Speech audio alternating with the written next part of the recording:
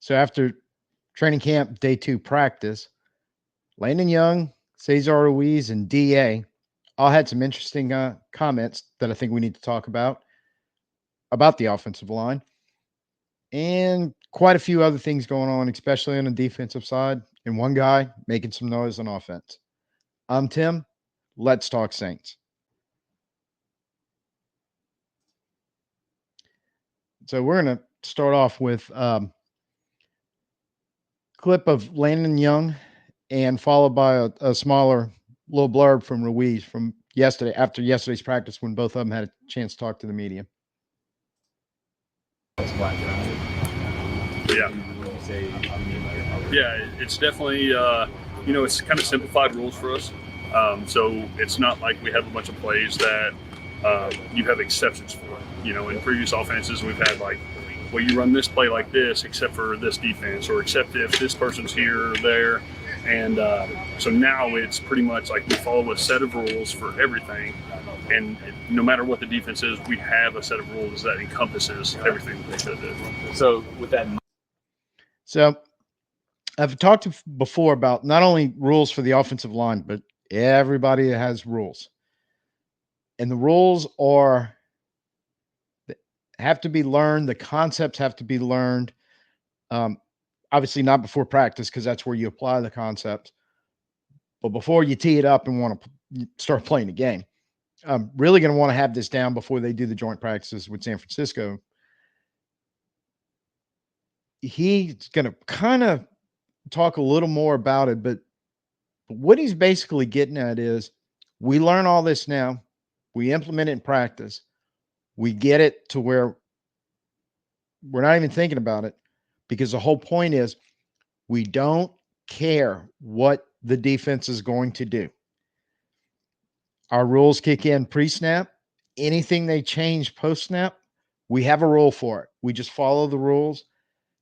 Want to get it second nature. That's what they're really working hard now, so you don't have to think about it, because DA, Kubiak, Benton, they've all talked about playing fast, playing athletic, and not having to think, so you can play faster, play more athletic. We're going to go in that to a little deeper in a couple other topics here. Well, let's just think of our job on each play and not think of what are they doing directly on defense, and more follows our scheme of that block rather than having to worry, are they bringing this blitz? Are they having this rotation? Are they, this and that? So it really lets us just go up there, have the play, and really focus on playing against that guy across from us rather than thinking, is the defense going to do this? Do we need to make this call to get us into something different? Things like that. So it really simplifies the plan so that we can go out there and just play. Simplifies the plan. So you got a lot of learning to do early right now, and all this hard work that they're doing. But once you get it, the concept, it simplifies the plan. Keeps it simple on game day for these guys. And we're going to talk a little bit more in just a second about some other issues. I shouldn't say issues, some other concepts that the offensive line doesn't have to worry about so much, and we'll go to a little deeper depth than that. But play action is what they mostly end up talking about. All of our plays are very similar, and you can't reinvent new plays that other teams haven't thought of. But like I said, it's kind of simplifying our rules that we don't have to change something that we are doing in a play based off something that the defense wants to do to try to mess us up. We follow a direct set of rules that encompasses everything that they could do. And then you guys did like a lot of the play action at the end of last year, a lot of success with it. Does that, adding more of that to the offense help you out as well? When you kind of talk about that? Yeah, absolutely. And in years past, sometimes we get a little bit predictable. And that's the last thing you want to do, especially in the NFL at the highest level. You get predictable, and guys can start loading boxes. They can start, dropping down in a third down when they predict us doing a play action. So being able to kind of diversify that and build around what we got kind of successful in at the end of last year, that's going to be really helpful in kind of mixing things up so that we're not as predictable, and we can kind of, give them a little bit of a change up. Yeah. So, I mean, he's not exactly giving away trade secrets here, but I thought coming from him, I've tried to articulate what he just did in those couple of sentences, uh, but I don't play offensive line. I'm not a professional football player, so hearing it from them, I'm hoping just ties it all together, what they're trying to do and how they're trying to get there, and also kind of talking about some of the stuff that plagued us in the past. We finally went to play action later last year. Coincidentally, Carr started playing better. The offensive line started looking a little better. The offense was producing for the most part a little better, and we went on a little hot streak, so to speak. I'm gonna take it a step further. I keep calling it eye candy because play action's part of it, but it's also the motions, the fakes, the misdirections, all that other stuff that this offense is going to implement. But from his perspective, I mean, he's telling you, look, we don't care what the defense does after the snap with running around, moving around, stunts, twists, blitz. It doesn't matter. We have a set of rules that's going to help us handle all that. So, I mean, by the same token, they don't care who's going in motion, what the play fake is, and all that stuff going on behind him. The hardest job outside of probably playing quarterback is playing offensive line. And this scheme keeps it simple for them so they can play fast, play athletic, keep moving, keep the defense off balance. I'd also have to add that talking about predictability and, kind of the defense knows what you're doing before you do it. We had a lot of that going on.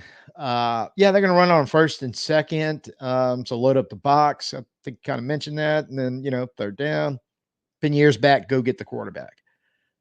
So this offense is going to take a lot of that away from the predictability, like he's talking about, being creative, the play calling, like we said, all the eye candy, all this helps. And it's going to take less pressure off the offensive line, who by design is keeping it simple so they can play fast. Ruiz, one little question or two questions in the Ruiz presser also. He kind of touches on a lot of the same themes in a little different way. I'm hungry. Everybody on the offense and defense hungry, so we're ready to get things rolling. Steve, how do you see this line adapting to this new offense? Because I know they want you guys to be a little bit more athletic. Want you guys to be able to get up the field, get to certain landmarks and those kinds of things. Yeah, our offensive line has always been pretty athletic. Eric's fast, athletic. I'm athletic. Tally's athletic. We have an athletic offensive line. This isn't like 20 years ago. The guys now, like, everybody's fast. Our offensive line is athletic, so, guys are adapting well to it, and, everyone's excited for it, but it's really just locked in on it, and I was really excited just adding those days on, stacking them on, and just learning more. So, talking about being athletic, we have a very athletic offensive line. Everybody can kind of move. Everybody can kind of run. He passed the comment, and I don't think he was throwing shade. It was just kind of making a joke. Hey, this isn't 20 years ago. But in reality, just last year, we were running the offense that he's referring to isn't 20 years ago. So I'm gonna throw shade, even though I don't think he was, about how ridiculous we had gotten to the point. But what really is ridiculous is he's saying, look how athletic we are. We are. But he's saying without saying, or at least I'm inferring in my opinion, he's saying, look, we could have been running this scheme because we're an athletic offensive line. It's kind of like the same old, like we complain about the Saints were trying to put square pegs in round holes. He's saying, look, what we can do best is what they want us to do in this scheme and should see the results. And he's a guy that for 3 years didn't live up to first round potential. And I don't think a whole lot of it's his fault. Some of it probably is because he is the player after all. But reality of the situation is he was a center moving a guard.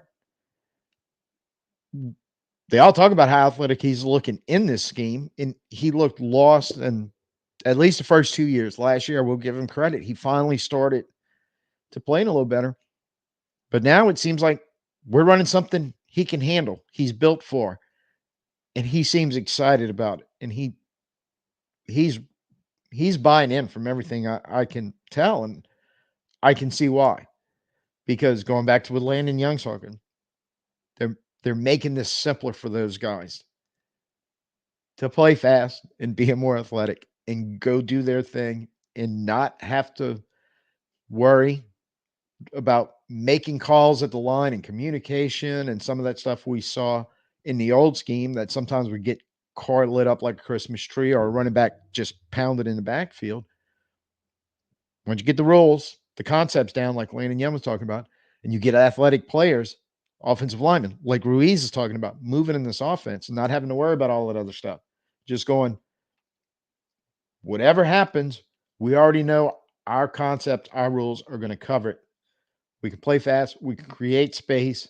The playmakers can get into that space with the ball, go make plays. So far, so good. After 2 days, I feel about what's happening in the offensive line. And in a second, we're going to pull up parts of DA's press conference from yesterday when he talked about the offensive line. And I think there's some very important stuff in there also.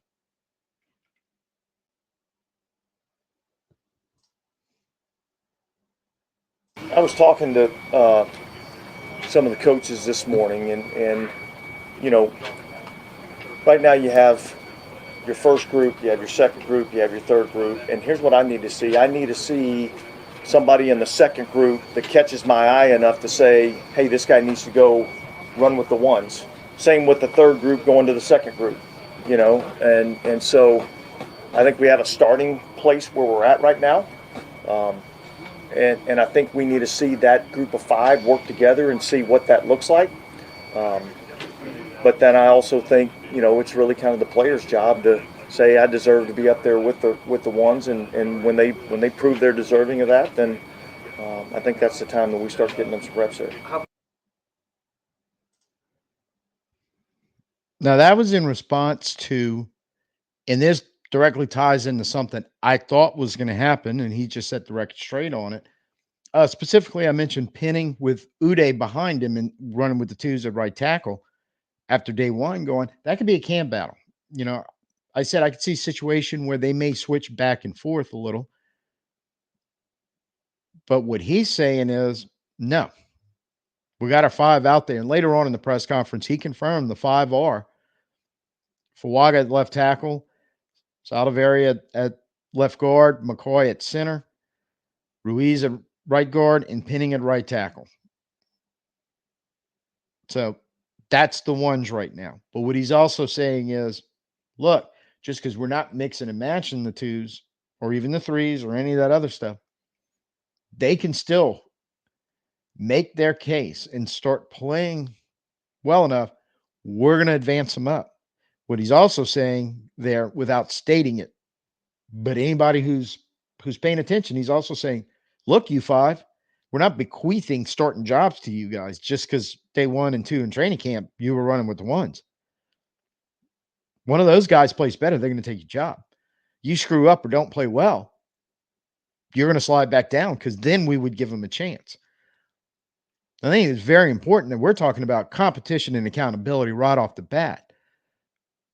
Some things we have not seen the past few years, and he's acknowledging it because we watched 2 years of DA he throw catchphrases and all out there, but not really getting to the meat and the grind of it. But right there, he's telling you, look, in this case, Uday's a 2. Until Uday outplays Pinning or Pinning just slacks off so far that he opens the door for Uday. Right now, Pinning's the 1, and that's going for all 5 spots. Well, I think it benefits our whole offense when there's some continuity in there. I think when you are mix matching every single, whether every period, every day, whatever the case may be, I think it becomes a little bit more challenging, in particular at that position, the offensive line position. I think there's some other positions that it's not quite the same, but I think at that position, the synchronicity that has to go in with everybody being on the same. So basically, he was just talking about offensive line continuity. Now, I kind of cracked a smile at the first part of that, but we'll come right back around to it. But he's saying, no, look, man, you don't want to keep mixing and matching, especially in the offensive line. That's a situation where those guys, day in, day out, they have to work together. Especially now, you're talking about a little bit of a system with the rules now. Specifically, Landon Young not giving away trade secrets, and I don't think I am here either, because anybody running a wide zone scheme kind of knows how some of this stuff is done. But one I do know for a fact is um, one of the videos I was watching way back months ago to kind of explain the concepts or the rules, because they all vary different to different scheme. But one of them had a phrase that I just loved. One of the defensive players, they called the MDM, which is the most dangerous man. And every version of this kind of has their own number or name or lettering for what I'm about to tell you. But there are certain situations in the rules where, as the play develops in a wide zone scheme, something the defense does to react to it creates a situation where all of a sudden, like the primary blocking, specifically, maybe you have a slight double team, maybe with a tight end and a tackle for a little bit, where the tight end is just making sure that the tackle has him, then he's going to work upfield. Well, that might be a situation where he may have to leave a little early because of the MDM that's just entered the area. Because right now with the MDM, the most dangerous man is initially nobody has responsibility for him because the rules are saying, no, you got to do this, this, and this. So I think that's an example where you definitely once you know the rules, you want continuity, because while this is happening and they're playing fast, they both have to kind of recognize the tackle's like, I'm losing my help. And the other guy's got to go, the tight end's got to go, I got to get downfield on that safety or whatever who just magically appeared because something they did post snap. And I love the MDM reference because, yes, all of a sudden he's very dangerous because there's nobody accounting for him. Two guys on the fly while they're being fast and athletic and not having to think. One of them's got to get to that secondary point. Just a slight example. I know it's a lot more complicated than that, but I can see, and I should have known this from the get-go. Yes, you want these guys to work a while together because it's going to take a little while to get that down. So I can see where for a period of time, the ones work with the ones, the twos work with the twos, the threes work with the threes. There may be some evaluation where, okay, we're going to have to make some changes for whatever reason, where somebody moves up, somebody moves down. But you're still going to want to do it where you get that continuity that he's talking about. Now, the one thing in the beginning that I kind of laughed about, because I don't think he meant this directly, but when I first heard this, when he was talking about, you don't want to keep mixing and matching, I'm like, it's what we did for years on offense with skill positions. And I'm hoping this, and I think it will, because of the way this offense is concepted, we won't have all that going on. You still have your scheme plays for certain people who may not be starters, or you may have, guys need breaks or get a little nicked up and, got to retape them, or, set a finger that got bit back on a pass, trying to catch a pass or whatever, and somebody else comes in. So you want them to be able to step up.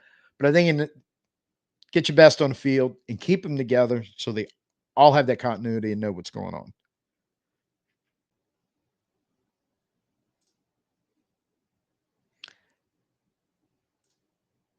And I'm kind of going to roll through some of the other stuff from DA's press conference, as well as some of the stuff that the media brought up yesterday in their coverage of the people that are actually out there and eyes on and talking to players and coaches.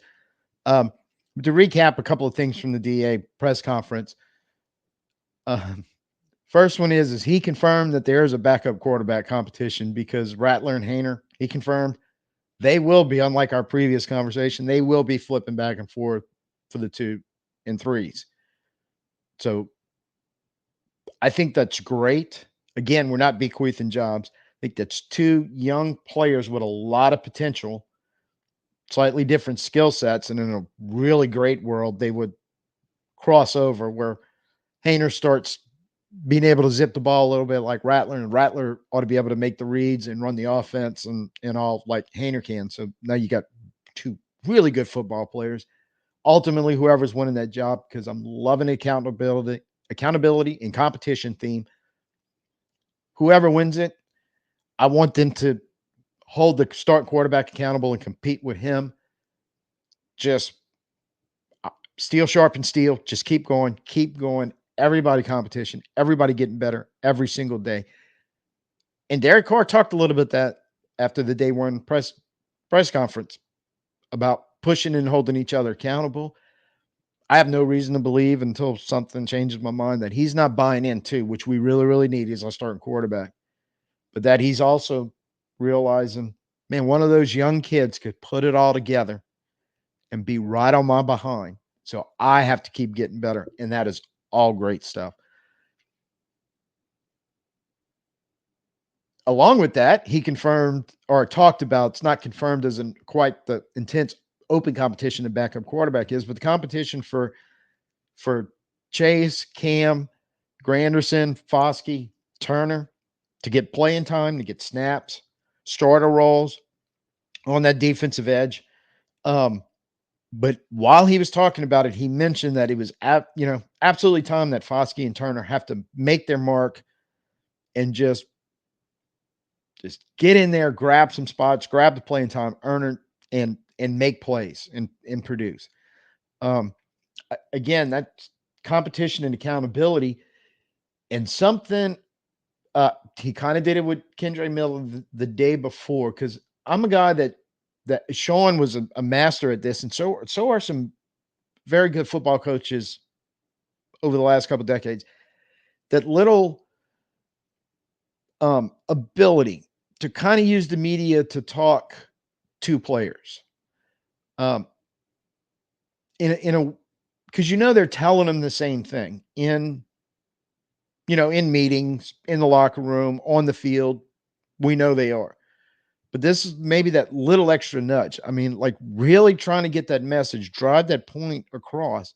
And so far, I think Foskey's tuned in loud and clear on this. So when he hears this in the back of his head, he's thinking, I've got an opportunity. I've got to keep going. I can't, and I'm specifically talking about him because of what we know what he admitted to happened to him last year. He's like, I can't let that happen again. So I think it's just a good reinforcement without belittling or destroying a player or calling him out. Like Bill Parcells comes to mind, or Mike Ditka used to do in the media, where they were just almost trashing players.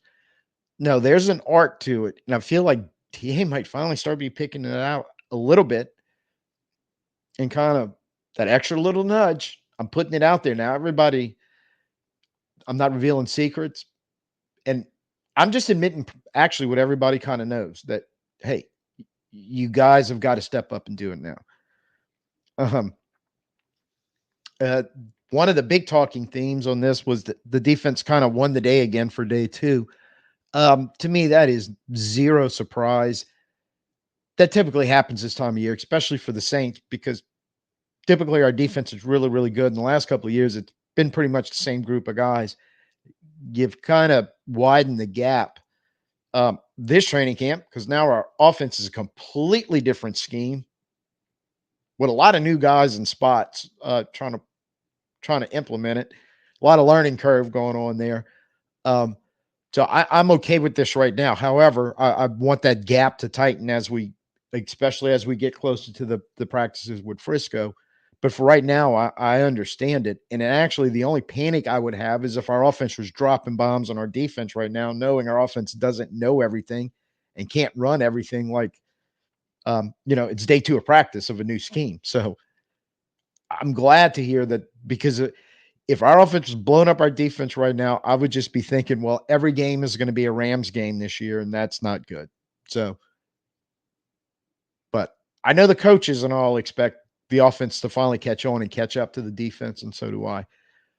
Specifically, some mention of some defensive players. Pete Werner apparently had a great day yesterday, including, glad to hear, screens seem to be coming back into the Saints offense. Attempted screen pass to AK, and Werner went in there and blew it up and got a PD. Kool-Aid apparently is balled yesterday big time. Specifically mentioned, I believe it was Ross Jackson, but I also saw some tweets and some other reference to this. But I like what Ross Jackson said. It was the Gandalf meme comment, "You shall not pass." So apparently he was locked up with a one-on-one on A.T. Perry and just completely stonewalled A.T. Perry. Which, when you consider when A.T. Perry finally got on the NFL field last year, he destroyed some NFL cornerbacks. Famously, the poor guy for the Rams that he just absolutely abused on the long touchdown pass, that the clip I have on the opening theme of the long form podcast, because that was just an incredible play. And my guy Kool-Aid came in there and just went, nope, nope, no. Good to see that, because we got a steal in the second round if Kool-Aid shows up with that ability that he had. Damn, and it translates here. Foskey, second day in a row, is getting a lot of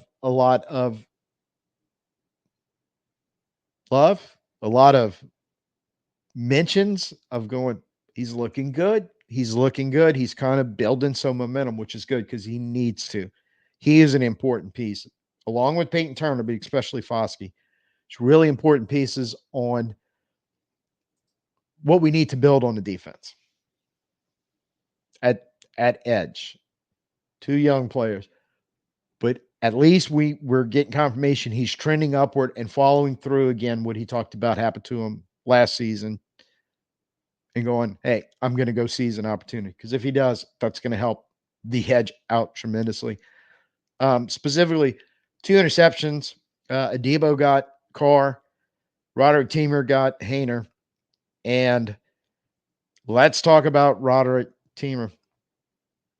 UFA in 2019 from Tulane, homegrown guy. San Diego had him. I believe he was with the Raiders. So 4 or 5 years in the league.